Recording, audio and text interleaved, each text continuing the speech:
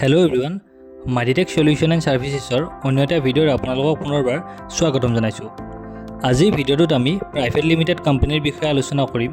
অৰ্থাৎ private limited company কি, private limited কোম্পানীৰ বেনিফিট কি, আৰু ইণ্ডিয়াত প্ৰাইভেট লিমিটেড কোম্পানীৰ ৰেজিষ্ট্ৰেশ্যন প্ৰচিডিউৰ কেনে ধৰণৰ হয়।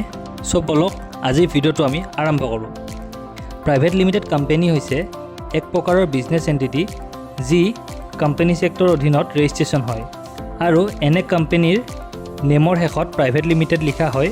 ৰেজিষ্ট্ৰেশ্যনৰ বাবে মিনিমাম 2জন ডাইৰেক্টৰ আৰু শ্বেয়াৰ হোল্ডাৰৰ প্ৰয়োজন হয় আৰু চেণ্ট্ৰেল গভৰ্ণমেণ্টৰ মিনিষ্ট্ৰী অফ কৰ্পৰেট এফেয়াৰ্ছে কোম্পানীসমূহ ৰেগুলেট কৰে, অৰ্থাৎ কোম্পানীসমূহৰ বাবে ৰুলছ ৰেগুলেশ্যন আদি বনায়। চ' ফ্ৰেণ্ডছ, এতিয়া আমি প্ৰাইভেট লিমিটেড কোম্পানীৰ বেনিফিটৰ বিষয়ে আলোচনা কৰিম।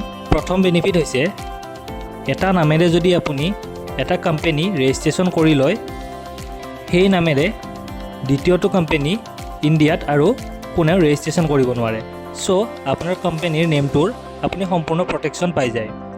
দ্বিতীয়তে লিমিটেড লাইবিলিটি প্ৰটেকশ্যন, অৰ্থাৎ কোম্পানীয়ে বিজনেছৰ বাবে যদি কিবা লোন লয়, তেনে ক্ষেত্ৰত যদি কোম্পানী কোনো কাৰণত লছৰ সন্মুখীন হয়, তেনে ক্ষেত্ৰত অ'নাৰ ব্যক্তিগতভাৱে দায়ী নহয়।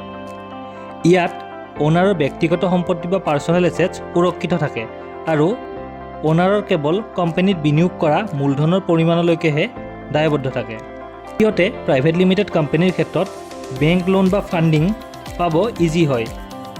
লগতে বিজনেছটোক কাষ্টমাৰ বা ইনভেষ্টাৰ বা গভৰ্ণমেণ্টে সহজে বিশ্বাস বা ট্ৰাষ্ট কৰি লয়। চতুৰ্থতে কোম্পানীটো এটা ছেপাৰেট লিগেল এণ্টিটি হিচাপে ধৰা হয়, অৰ্থাৎ কোম্পানীৰ আইডেণ্টিটি আৰু অ'নাৰৰ আইডেণ্টিটি ছেপাৰেট হয়।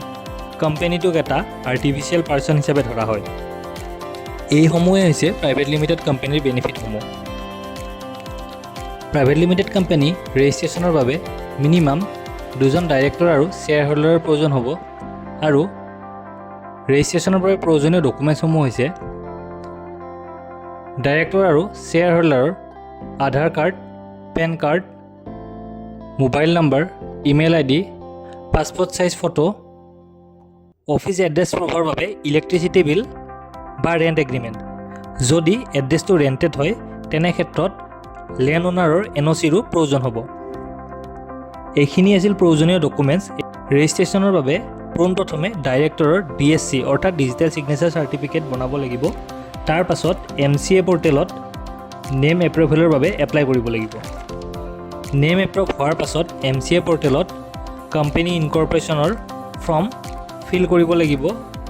ইনকৰ্পৰেশ্যন ফৰ্ম ছাবমিশ্যনৰ সময়ত আমাক MOA আৰু AOAৰ প্ৰয়োজন হ'ব। MOA অৰ্থাৎ মেমৰেণ্ডাম অফ এছ'চিয়েশ্যন, য'ত কোম্পানীৰ অবজেক্টিভসমূহ মেনশ্যন থাকিব। AOA আৰ্টিকল অফ এছ'চিয়েশ্যন, য'ত কোম্পানীৰ ৰুল ৰেগুলেশ্যনসমূহ মেনশ্যন থাকিব।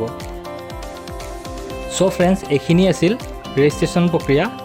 ৰেজিষ্ট্ৰেশ্যন কমপ্লিট হোৱাৰ পাছত আমি এখন ইনকৰ্পৰেশ্যন চাৰ্টিফিকেট লাভ কৰিম। সেইখনেই হৈছে কোম্পানীৰ ইনকৰ্পৰেশ্যন চাৰ্টিফিকেট।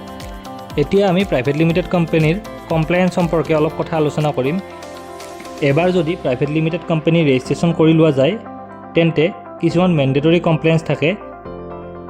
যদি কোনো কাৰণত আপোনাৰ বিজনেছ চলাও নাই, তথাপিও আপুনি সেই কমপ্লায়েন্সসমূহ মেণ্ডেটৰীভাৱে কৰিব লাগিব, যেনে ROC compliance, income tax compliance. যদি সময়মতে সেই কমপ্লায়েন্সসমূহ নকৰে, তেনে ক্ষেত্ৰত আপুনি ফাইন পে' কৰিও পিছত সেই কমপ্লায়েন্সসমূহ কৰিব লাগিব। চ' ফ্ৰেণ্ডছ, প্ৰাইভেট লিমিটেড কোম্পানী এটা ৰেজিষ্ট্ৰেশ্যন কৰাৰ পাছত আপোনালোকৰ যিখিনি মেণ্ডেটৰী কমপ্লায়েন্স আছে, সেই কমপ্লায়েন্সখিনি সময়মতে কৰিব।